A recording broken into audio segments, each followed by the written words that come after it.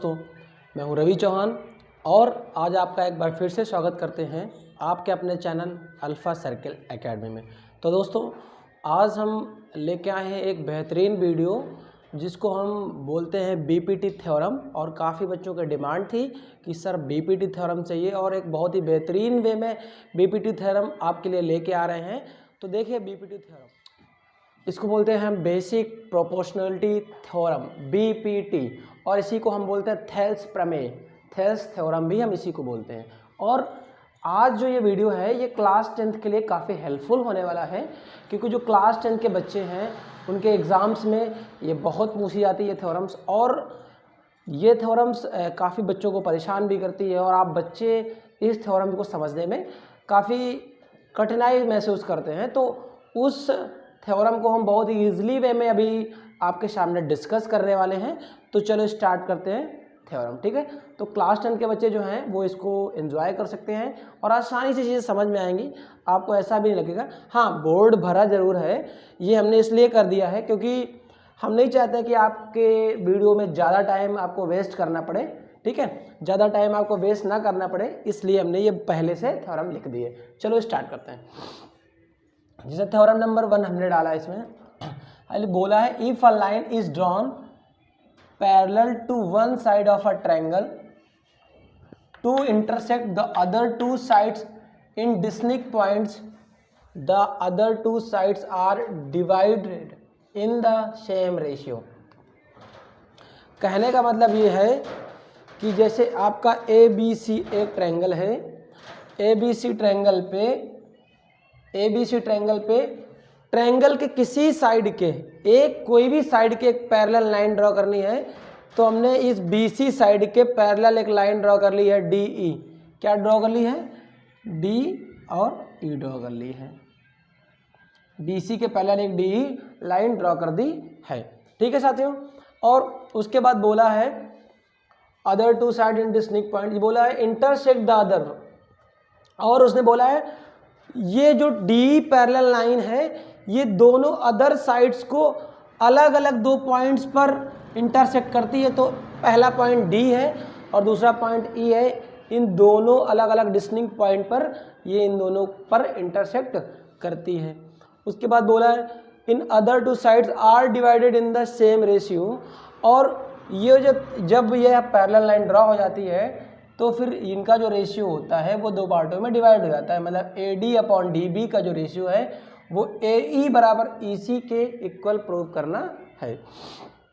तो जो हमें प्रूव करना है वो AD upon DB is equal to AE upon AC है। अब हिंदी में इसको समझ लेते हैं।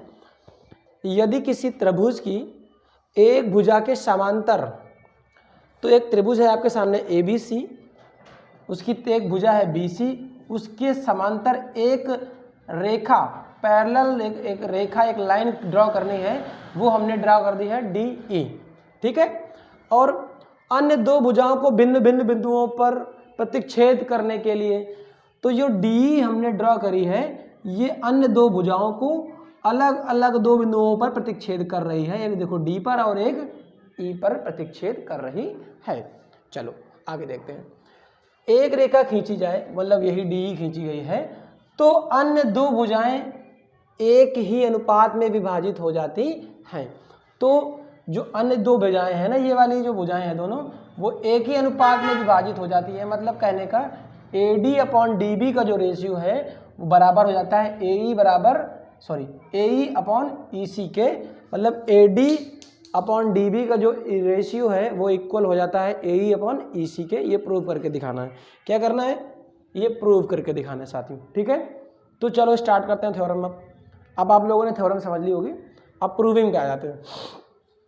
सबसे पहले इस प्रूविंग के लिए हमें एक कंस्ट्रक्शन करना है। ABC ट्रायंगल पे जब ये पैरेलल लाइन DE ड्रॉ हो जाती है तो हम कंस्ट्रक्ट करेंगे क्या कि हम C को D से मिलाएंगे और B को E से मिलाएंगे। ये कंस्ट्रक्ट कर क्यों रहे हैं? कंस्ट्रक्शन इसलिए कर रहे हैं क्योंकि हम बीपीटी प्रूव कर पाएँ, क्योंकि कंस्ट्रक्शन के बिना बीपीटी प्रूव करना संभव नहीं है। इसलिए तो क्या करेंगे, सी को डी से मिलाएंगे और बी को ई से मिला देंगे। फिर उसके बाद क्या करेंगे, हम फिर क्या करेंगे, ई वर्टेक्स से एक परपेंडिकुलर खींच देंगे कहाँ पे, AD पर। E वर्टेक्स से एक EF परपेंडिकुलर ड्रॉ करेंगे AD पर, और D वर्टेक्स से AE पर एक DG परपेंडिकुलर ड्रॉ कर देंगे। तो देखो लिख दिया है कंस्ट्रक्शन में, join CD and BE। Join CD and BE का मतलब क्या है, एक बार ज्वाइन CD कर दिया और एक बार BE कर दिया है। फिर लिखा है draw EF perpendicular to AD। तो जो आपका EF है वो परपेंडिकुलर है AB पे, वो हमने ड्रॉ कर दिया है। उसके बाद कह रहा है and DG perpendicular to AE। जो आपका DG परपेंडिकुलर है किसमें, AE में, ये DG जो है परपेंडिकुलर है AE में, ये ड्रॉ कर दिया है। बस काम खत्म, ड्रॉ हो गया। अब चलो थ्योरम को प्रूव करते हैं। क्या करते हैं, थ्योरम को प्रूव करते हैं। तो देखो प्रूविंग में करना क्या है आपको, एक बार तो आपको सबसे पहले आपको ADE ट्रायंगल लेना है। इन ट्रायंगल ADE मतलब ये पूरा ऊपर वाला ट्रायंगल लेना है ADE, ये ले लिया पूरा ADE triangle. And triangle BED, ADE लेने के बाद हम लेंगे क्या, DEB साथ में। एक बार करना क्या है आपको, एक बार ADE लेना है और साथ में लेना है DEB। फिर दोबारा क्या करना है, फिर दोबारा एक बार ADE लेना है और फिर एक बार ये ब्लू रेज जो खींची हुई है वो वाला ट्रायंगल लेना है। हम देखो बता दें आपको, पहली बार तो आपको रेड रेज वाला लेना है, ये ब्लू रेज खींच दी है, बाद में ये वाला लेना है। और जो ये है रेड रेज वाला वो एक बार इधर लेना है। तो देखिए पहली बार ट्रायंगल लेना है ADE, और जिसमें ये रेड रेड लाइन ड्रॉ हो रही है उसके साथ में ये वाला ट्रायंगल लेना है, कौन सा, BDE या फिर DBE। देखो हमने लिखा है ADE एंड BED। पहले एक बार पूरा ये वाला ट्रायंगल लेना है और BED ये वाला ट्रायंगल लेना है। इन दोनों ट्रायंगल पे देखें तो हम सबसे पहले इस बड़े वाले ट्रायंगल का एरिया डिफाइन करते हैं। क्या करते हैं, बड़े वाले ट्रायंगल का एरिया डिफाइन करते हैं। आपको पता है बड़े वाले ट्रायंगल का जो एरिया होगा, वो बड़े वाले ट्रायंगल का एरिया क्या होगा, यदि हमें किसी ट्रायंगल की हाइट पता हो तो हमें पता है, यदि किसी ट्रायंगल की हमें हाइट पता हो तो 1/2 बेस इंटू हाइट उसका फार्मूला होता है। तो ADE की बात करें तो हम एरिया ऑफ ट्रायंगल ADE की बात करें तो हमको पता है कि आपकी जो AD को यदि हम बेस मान लें इस ट्रायंगल में, इस वाले ट्रायंगल में यदि हम AD को बेस मान लें, AD को बेस मान लें तो इस वाले ADE ट्रायंगल में AD को बेस मानने पे ये जो EF है वो इस बेस के लिए क्या करेगी, परपेंडिकुलर का काम करेगी कि नहीं करेगी। तो AD के लिए परपेंडिकुलर हो जाएगी EF। तो अब देखो जब AD बेस मानेंगे तो एरिया निकल के आ जाएगा 1/2 AD इंटू EF, मतलब बेस इंटू हाइट। पहले एक क्वेश्चन बना के इसको रख देंगे। अब देखो उसके बाद दूसरे ट्रायंगल में पहुंचो BED, जो ये रेड रेड लाइन किया गया है BED, आपको दिख रहा होगा यदि गौर से देखेंगे तो ये जो रेड लाइन से बनाया गया है DEB। इस ट्रायंगल पे आएंगे तो इस ट्रायंगल पे आने के बाद आपको क्या करना है, इस ट्रायंगल का भी एरिया निकालना है। बस इसका एरिया निकालेंगे कैसे, इसके एरिया में भी वही काम 1/2 बेस इंटू हाइट। अब आप कहेंगे तो इसका तो बेस है बट इसकी हाइट नहीं है। एक चीज़ देखो तो बेस इसका क्या है, BD है, बट इसमें हाइट नहीं है। और आप ये भूल कर भी DE हाइट मत लें, क्योंकि ये जो है ना, ये जो आपका बना हुआ है BDE एक है ऑब्ट्यूज एंगल ट्रायंगल। क्या है, ऑब्ट्यूज एंगल ट्रायंगल। यदि आप इसको ढंग से देखेंगे तो ये ऐसे दिखेगा। ये देखिए ये BDE एक ऑब्ट्यूज एंगल ट्रायंगल है और उसका बेस जो है ना, उसका जो बेस है ये है क्या, B और D उसका बेस है। और इसमें ये जो हाइट होती है, हाइट क्या करने की, हाइट ऑब्ट्यूज एंगल ट्रायंगल की जो हाइट होती है उस बेस को आगे बढ़ाने पर यहाँ पे मिलेगी। बिल्कुल कहाँ पे मिलेगी साथियों, बिल्कुल यहाँ पे मिलेगी। ठीक है, जब हम इस BD को थोड़ा सा आगे बढ़ा देंगे तो इसका जो परपेंडिकुलर मिलेगा वो इस जगह पे मिलेगा, ना कि यहाँ पे।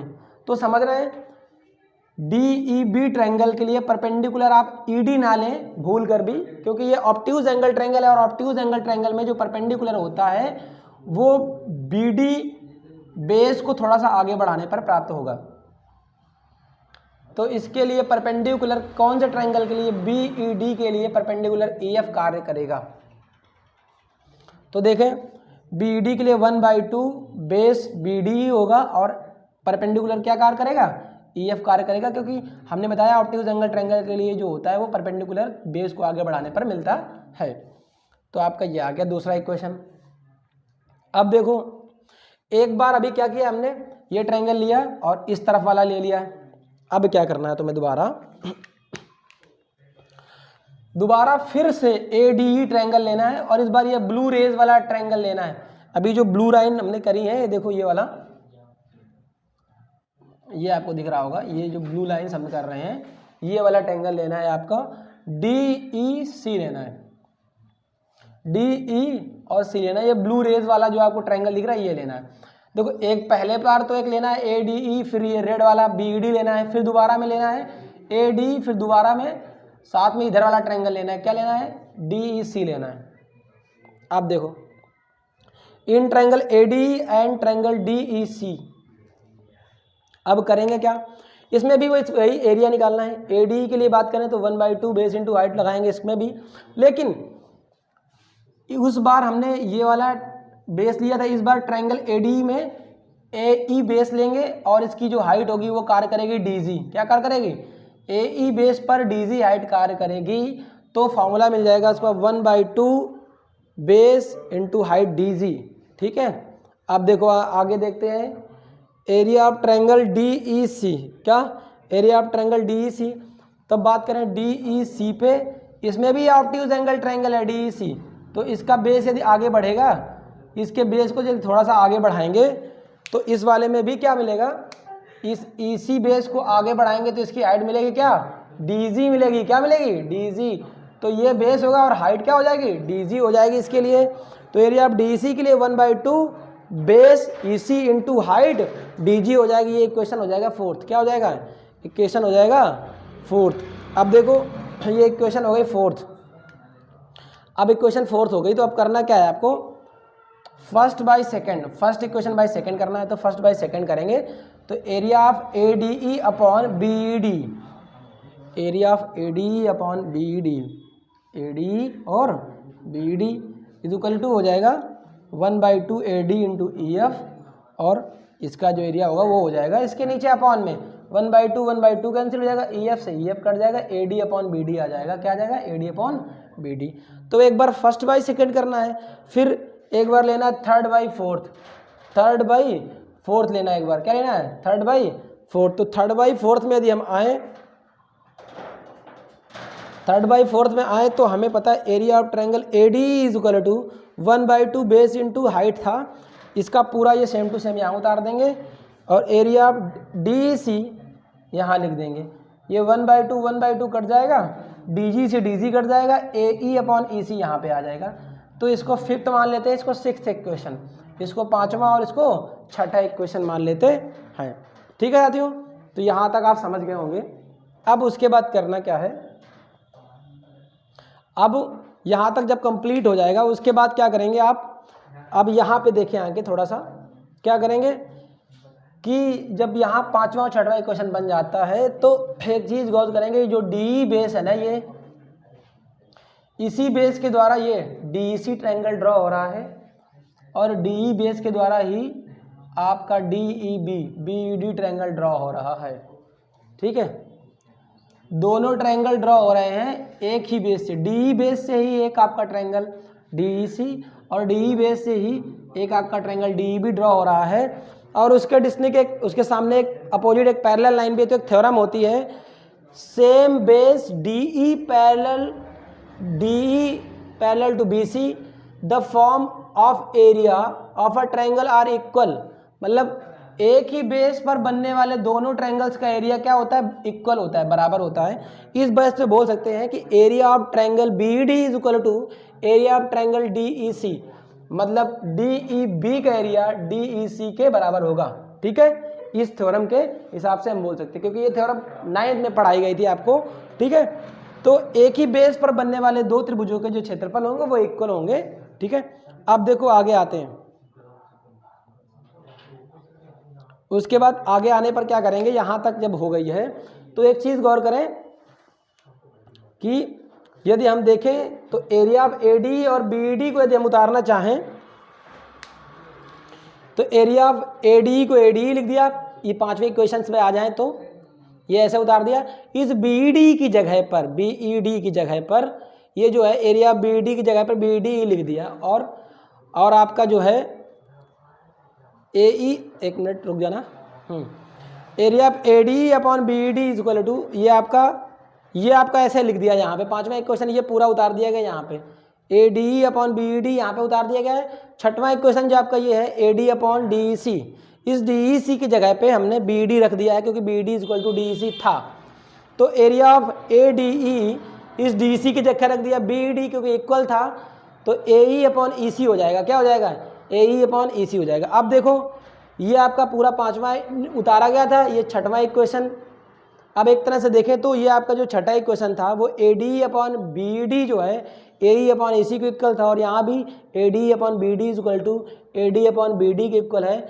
यदि बात करें, यदि इसके इक्वल ये है और इसके इक्वल ये है तो ये दोनों भी आपस में क्या है, इक्वल है, क्योंकि देखो AD अपॉन BD का जो एरिया है वो AE अपॉन EC के बराबर है और ये इसके बराबर है, तो आपस में ये दोनों भी बराबर हो जाएंगे, मतलब AE upon EC is equal to AD upon BD, prove हो गया, ठीक है। ये आपकी एक BPT थ्योरम थी। तो साथियों ध्यान दें, इस थ्योरम्स को थोड़ा सा अच्छे से समझ लें और वीडियो एक बार और रिपीट कर लें, देखना चाहे तो एक बार और देख लेंगे तो अच्छे से समझ में आ जाएगी, ठीक है। तो जो लोग वीडियो दोस्तों तक शेयर खूब करें, अच्छे से दोस्तों तक शेयर करें और लोगों तक पहुंचाएं वीडियो को। धन्यवाद। और चैनल को सब्सक्राइब जरूर करें जो पहली बार मेरे चैनल पे आ रहे हैं, और बेल आइकन प्रेस जरूर करें जिससे आगे आने वाली वीडियोस आपको मिलते रहें।